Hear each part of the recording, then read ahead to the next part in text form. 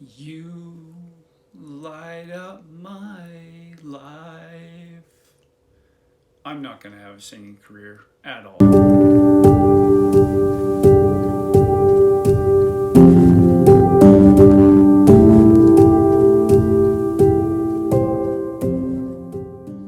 Welcome back to the channel.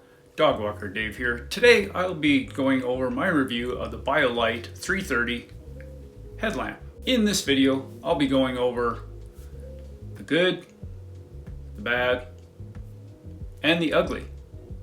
So stick around to the very end and I will go over what I'm going to use this for and if I recommend it or not. First of all, what do I like about this headlamp? Well, number one, it's very comfortable. The fabric on it is very soft against the forehead. You don't necessarily need a headband when you're wearing this underneath, because sometimes if you buy certain headlamps, they have a lot of plastic material on the inside, but on the Biolite, especially on the forehead here, it's a very soft fabric, and that continues all the way around to the front part of the headlamp. To go along with the comfort, because you have the battery at the back, it balances it out. So you have a small LED unit at the front, wires that go through, and the battery, the rechargeable battery at the back, it makes it more balanced so that you don't have all the weight sitting at the front of your forehead. Secondly, it's very lightweight. I'm going to put up on the screen here the stats for the weight, the lumens, and any other product features. I'm not going to go into great detail on the different product features, especially the lumens. I find a lot of people who do headlamp reviews, they show you what it's like out in a trail, and while that can be beneficial, if you look at the number of lumens, it's not real world. So if this product says it's 330 lumens at high brightness, maximum brightness, that doesn't really give you a feel of what it's like actually to wear it and go out on the trail. So I'm just going to give you some feedback other than the specs, especially the lumens. Positive number 3, at 330 lumens, it is more than bright enough for any type of trail that you're on. That's at the max setting. Anything under 200 lumens, I wouldn't recommend for technical trails. I would use it for more buffed out gravel road type trails, groomed trails where you're not too concerned about hitting roots and rocks and things like that, tree branches, whatever it happens to be. Positive number 4, there are 4 settings for this light. I'm going to show you them right now.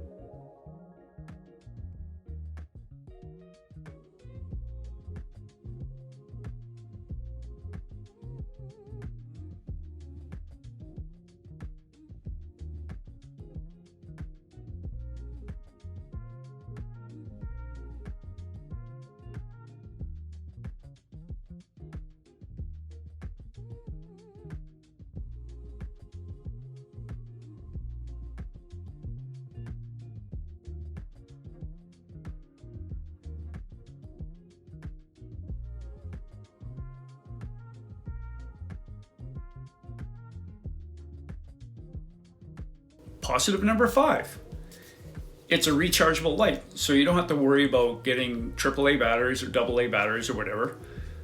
Charging is at the back of the unit, USB, micro USB slot in the back, and on the back you have a nice little charge indicator to show you what the available charge is. It doesn't give you percentages, but at least gives you 4 different levels here with the different dots, LED dots in the back. So that's a nice little bonus. Positive number 6, you can actually use it while charging with an external battery pack. I personally carry an external battery pack in my trail running pack at all times, just in case I have to charge GPS unit, battery, phone, etc. It's good to have. This one is 10,000 milliamps. You don't need to go this big, you can go smaller, but I keep one of these in my backpack, and you can use the light while you charge it, as long as you have a long enough cable.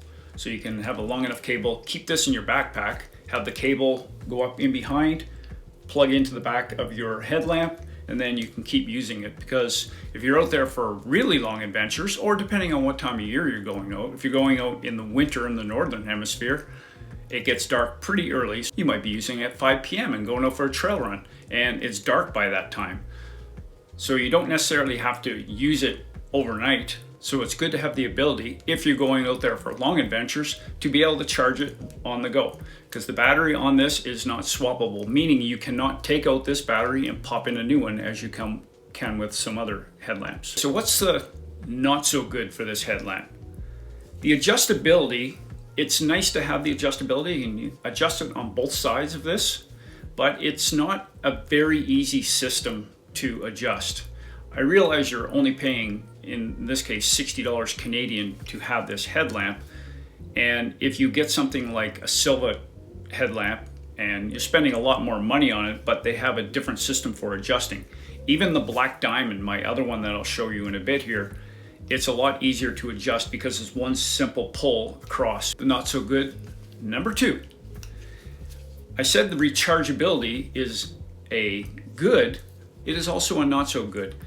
If you find yourself not having a battery pack and this is a rechargeable battery, you can't just swap out AAA batteries or other types of batteries in this. And because this is not a swappable battery pack, if you run out of power and you have no battery backup, no power brick, external power brick with you, you're out of luck. So you'll definitely have to plan in advance how far you're going with your adventure. Now for the not so good or the downright terrible for a trail runner. Before I get into my major concern with this headlamp, I forgot to mention in the pros that this front face actually has an adjustment plate on it, so you can tilt this down to whatever you need. I find that if you're running on trails that you probably want to have it at about 45 degrees, so not putting it straight down at the trail and not putting it straight ahead, but you want it at about 45 degrees so that you can see maybe about 10 meters ahead of you. My biggest complaint, I don't have massive hands. A lot of my running is, especially if it's in the dark, it's in the winter time where I'm wearing a pair of gloves or mitts. The button on this to turn on the light is ridiculous, especially if you can see that it's recessed a bit.